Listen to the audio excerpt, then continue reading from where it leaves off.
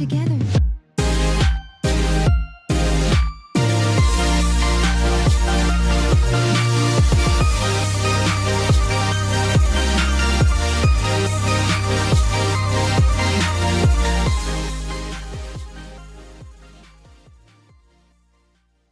What's going on, everybody? Hoxen here, and we just finished our D23 live stream.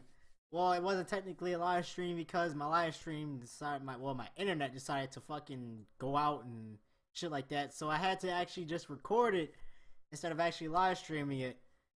So I kind of didn't get one half of D23 panel. I'm sorry, but I'm pretty sure none of you really care about Star Wars Battlefront like a lot, or they didn't really show much for Spider-Man either, so I mean that wasn't really nothing to really worry about.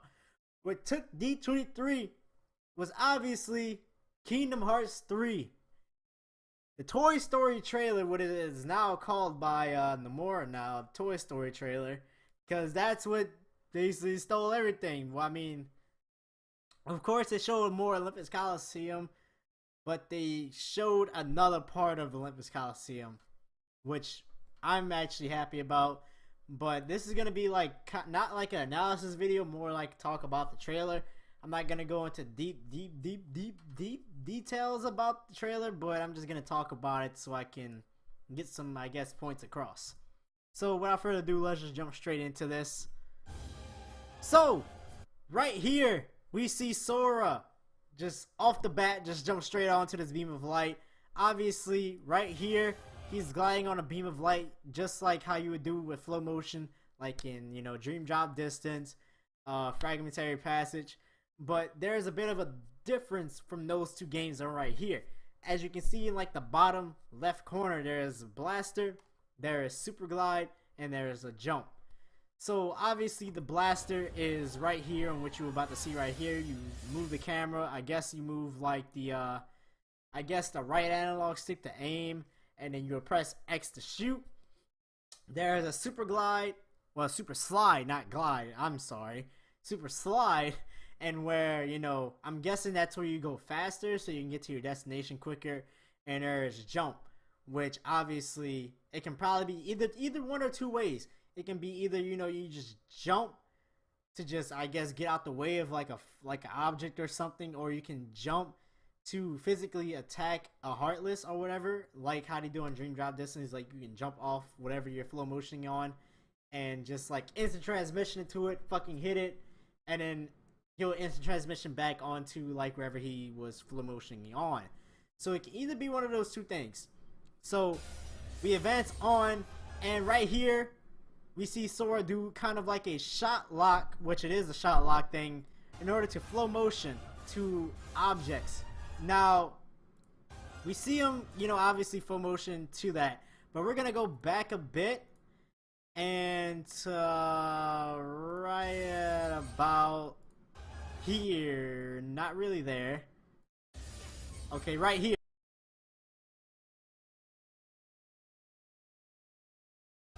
Okay, yeah, it is. Okay, so focus is a shot lock, as you saw it, and the meter went down, so you will have to use a shot lock to get across vast areas that you have to use, you know, your flow motion.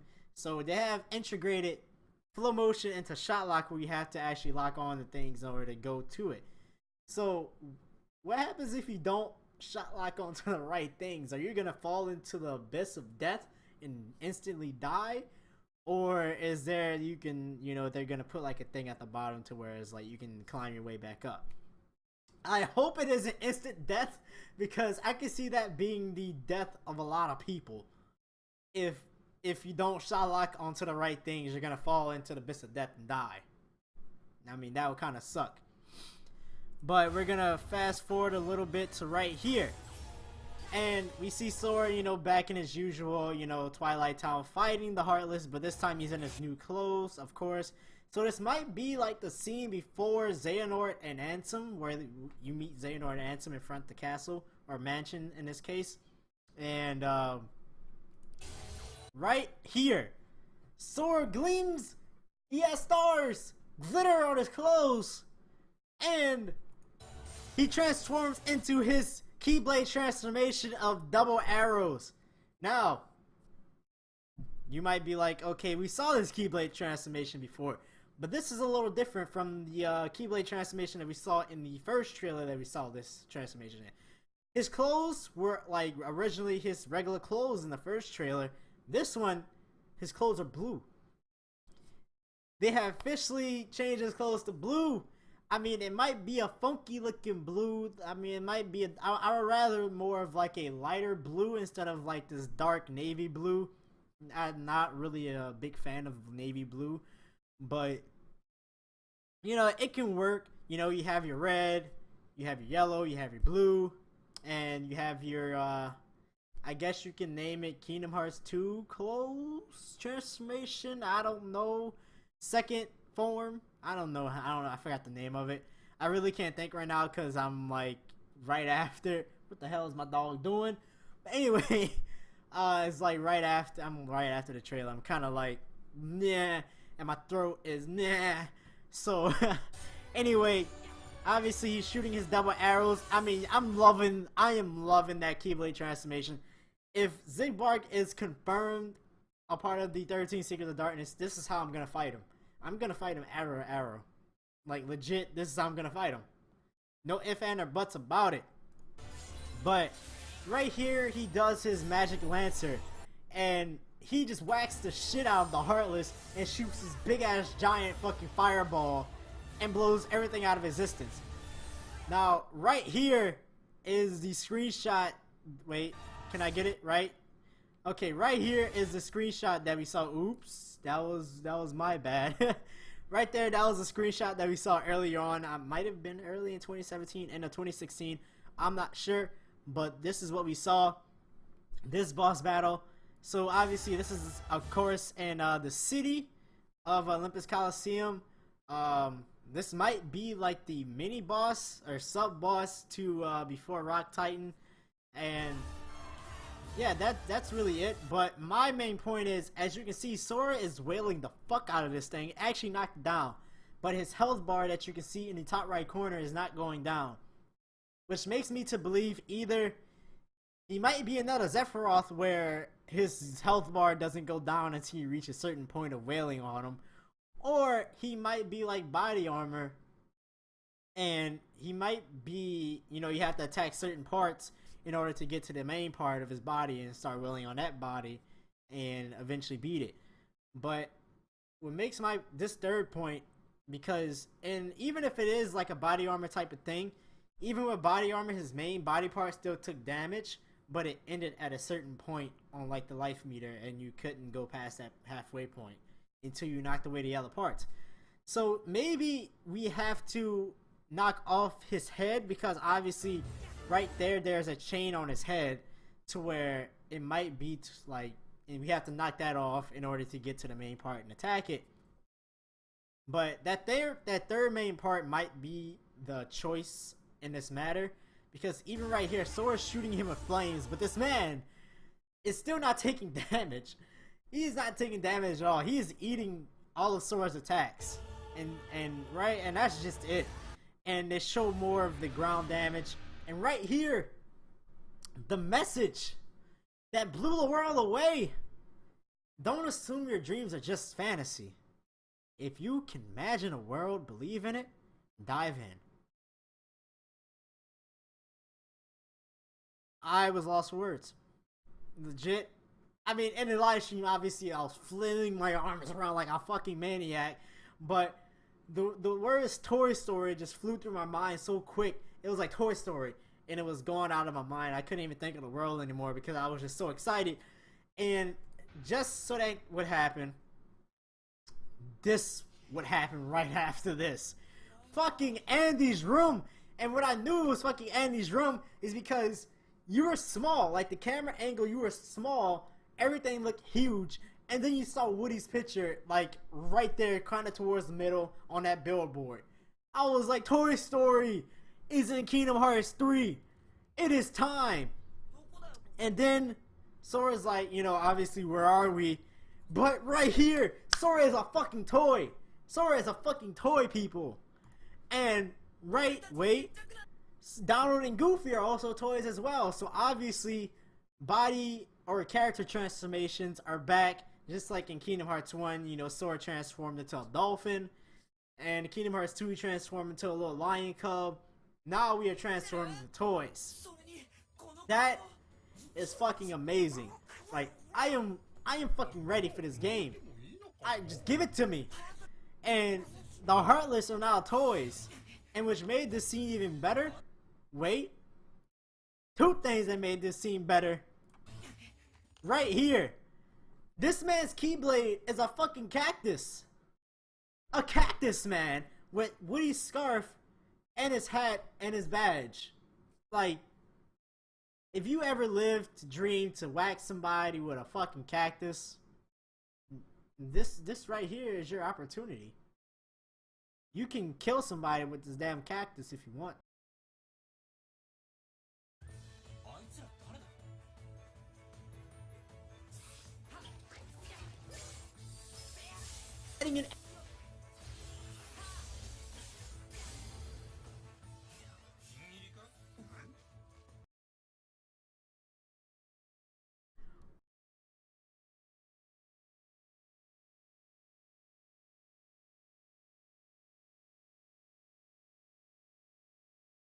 Toy Story.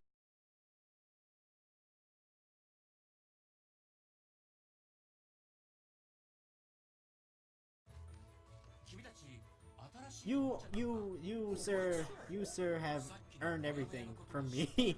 This is amazing. Like, oh my god.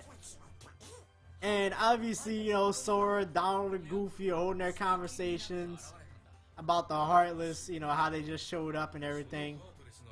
And in fact, all those Heartless materialized right after all of our friends vanished.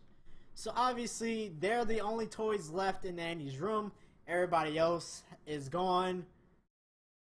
They're all gone. They're dead. They're dead. You can only assume that they're dead, right? Nah, they're probably sleeping somewhere. Just how Ventus is sleeping, you'll probably find them somewhere asleep, knocked out cold, and you know, Heart's probably gone. But I would love to see the final boss for this world. I want to know what it is. It might be a Heartless boss. I mean, that would kind of suck it if it is, because you're wasting a valuable opportunity to have like an actual good boss battle. Please don't make it a Heartless boss battle. That would make me sad. Like, really sad. Like, it would be nice if you can make the boss battle like, you know, like the fucking spider baby thing that creeped me out when I was a kid. Like, that shit scared the living daylights out of me. I did not want to watch Toy Story after that when I was a kid. But obviously right here Buzz is talking about the guy in the black coat. Obviously it's you know, Organization 13, like they just said. And obviously whoever it was is the main culprit, stealing away all the toys and Woody's friends.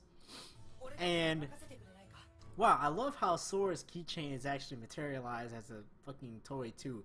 That is pretty nice. Like, oh my god, dude, these player models for the toy version of these, oh my god, they're so beautiful. Like, Donald is wearing a top hat, a flat top hat kind of thing going on right there, and we're actually seeing a glimpse at their new clothes. Like, you might be looking at their, you know, their player model, but Donald and Goofy have new clothes. Like, Goofy has shades. This man has shades. And his pants are green. His jacket is looking pretty sweet.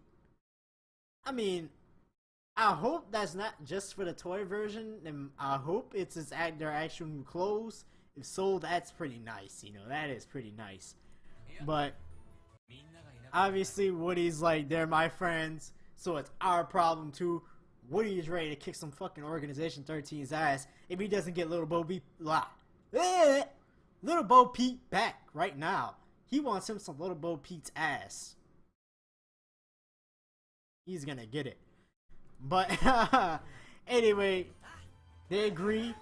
They're gonna team up together. What gets me here is Woody is taller than Sora and Goofy. Sora's like Buzz height. I mean, I ain't got a problem with it. I mean, at least Goofy's taller than Buzz, but I mean, you would kind of expect Woody to be taller because, you know, he got the long legs, but he has a short body and a long head. I mean, I guess that makes sense for him to be tall. But at least the soldiers are in here and the aliens, so they're like the only place to save the— wait, I think I passed it up. Yeah, right here. This is the main place probably for this world. This is like the end place for this world most likely, because that's where they probably got taken to by whoever was that stole them. Obviously, if you watch the trailer, you know who probably stole them. But then let me fast forward a little bit. Oh no! I didn't mean to do that. But wait, whoa! Easter egg might be. Look at that poster in the top right corner. It is deep space. Of course, deep space is a world and birthed by sleep. It is a Stitch world. I don't know if that's the Easter egg or not. I'm just saying that shit. I don't know.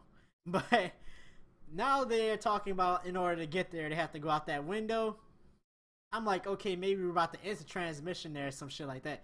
The trees look like something that's got fucking copied and pasted it out of fucking Photoshop and just put there. That's what the leaves look like right here. That's just me. The leaves look too damn real. But it's whatever. And then they leave the house and they're fighting outside. In the real world. In the real Earth world. We're humans. Other humans. There's a fucking car here. There are trash cans. Trees, my nigga, trees. And I'm like, okay, well maybe it's just limited to the roof. That would make sense because we're toys. I mean, it would kind of look weird. Toys fighting Heartless in like the street. And then all of a sudden, my man Sora dives. I'm like, okay, where is he going? Why is he going so far out? My man dives off the roof and fucking smashes down on these fools. Now, I have a little speculation here. A lot of people were like, well, maybe... Okay, wait, let me get to the point right here. Well, maybe it's, you know, everybody was like, you know, when we saw the last trailer for at E3, we saw Sora flying down on Olympus Coliseum. Maybe it's not from the gummy ship, or maybe it could be from the gummy ship that you can do that, but you can do it either two ways, from the gummy ship or jumping from a high area. Now, my speculation is, what if Sora whirled that like beam of light that we saw in the beginning of this trailer and went up and slashed down on the enemies that we saw at the E3 trailer? That might be the case. What if we can do that? That would be pretty sweet. But either way, obviously this looks pretty nice. But right here it looks a little weird because why do these guys look so small? Why do the big bodies look so small? Like they are, like Sora is almost their height. They're not that big for big bodies anymore. Which, in my opinion, I mean, big bodies I would think should be a little bit bigger, but I mean, Sora is growing, and obviously big bodies in Heartless don't grow, they don't age, so, I mean, it's whatever. But, we see the Keyblade transformation that we've all been talking about right here. The drill punch. A drill. It is a damn drill, dude. Like, Sora has turned into a mole. He has turned into a mole. Like, he is literally going underground and slashing away at enemies. And that ground attack where miniature drills come out.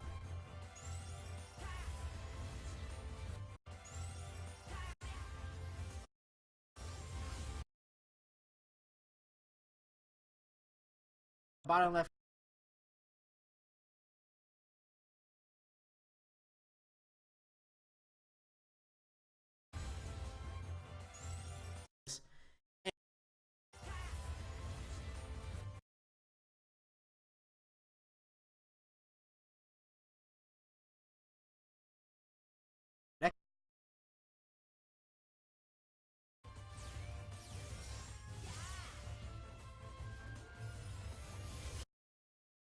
It turns into a fucking claw.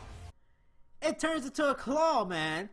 A damn claw picks the Heartless up and slams them around and throws them around like a rag doll. Like, that is nice. And then right here, we're obviously at Galaxy Toys, a destination where we're supposed to go to save, you know, Woody's friends. And right here, we see these giant robot Heartless, which are like robot toys, you know, like the little robot toys you play with when you were a kid, kind of like Transformers. But right here is the, I guess, new thing that you can do. Sora enters this Heartless and turns the game into fucking Gundam, my dude. Turns it into Gundam and just starts wailing on other Heartless and just takes everybody out. Like, come on now. Like, and then he can go for many ones. Like, and then it has a health bar, so I'm guessing that's when the Heartless dies. So you can, I don't know if you can internally destroy it, but obviously there are commands that you can do. There's a punch, a booster, a danger dash, eject, and a blaster, which mainly everybody will be using the blaster. Like, this game has turned into Gundam, man. Gundam! And as I just said, he did the little dive thing for falling from a high distance. I don't know what happens if you don't do a little thing. Maybe you might take damage. That would be pretty nice if you forget to do it. You know, it kind of gives you like a casualty, I guess. You'll take damage by face planting the ground. That would be pretty cool. You know, it kind of gives you like that self-awareness to make sure that you do the little ground smash thing or whatever. That would be pretty damn nice. Like, I am looking forward to this. But, you know, he kind of continues to do it. And then he does a little, like, a larger blast than usual. So you might, it's a cannon. So I don't know if you have to charge it up or whatever. And, like, say how many times you blast somebody. It kind of charge up until you can do the cannon attack and take out everything in existence on that map. And that'll be, that'll make sense. And enter my dude, young Xehanort. His hair might look a little funky, but he looks pretty clean, you know. Well, from lower body stats, from like neck to down, he looks pretty good. But his face, it doesn't look like fully developed yet, I should say. You know, his hair, it kind of looks like more, it looks like the ends of his hair looks a little like too pixelated, I should say. And his face kind of looks a little glitchy. But the cloak, you know, the cloak looks pretty nice. You know, a lot of people are saying that, you know, this might be a toy version of Xehanort. But I don't think it's a toy. I mean, just look at him compared to Sora. Like, and we saw in Kingdom Hearts 2 that an organization member can enter like a world like Lion King and not be transformed into, you know, that like of a lion, like how Pete transformed into a lion. Maybe they're not, like, I guess, affected by the magic of that world, and they can exist in their normal forms. So this might not be a toy version of young Xehanort. This might be just regular young Xehanort. But like me saying, his eyes look flat. His face looks, you know, not fully ready yet. Not fully rendered to the capability of, you know, the engine that is running. And his hair looks pixelated. But otherwise than that, he looks pretty decent, but not ready yet. And of course, the end right here was got me in my feels. Fucking coming to 2018. Everybody was like, oh, it's coming out 2019, 2020, 2021. I was like, no, dude, there is no way. Kingdom Hearts 3 has to be coming out next year. They will not be putting up this much hype for this game just to be coming out, you know, 2-3 years later. Like, come on now. Why would they put back-to-back trailers like this when a game is going to be coming out, like, if it would be coming out, like, 2 years later? Come on now. You gotta think. But what also might be a downside is I hope they're not planning on rushing this, because if it does come out mid-2018, it might have a little bit of bugs in it. Or if they could release it, it would be... Actually, it'd be perfect if they come out with it like during November or December, late 2017, or I mean 2018. that'll be better. You know, it won't feel as rushed, and they might not have a lot of bugs. But all games have bugs. You know, no games are perfect because we are human beings. We are not perfect. But all I ask for is a Kingdom Hearts game that is complete. And fix young Xehanort, please. Fix his face, you know, his hair, please, or something. Like, it doesn't look right. Obviously, the game is still in development, but, you know. But anyway, that is the end for my, I guess, kind of analysis of talking about the trailer. If you guys enjoyed, please make sure to leave a like, comment, subscribe, share with your friends, family members, or whoever. I'll see you guys on the next episode. Bye-bye.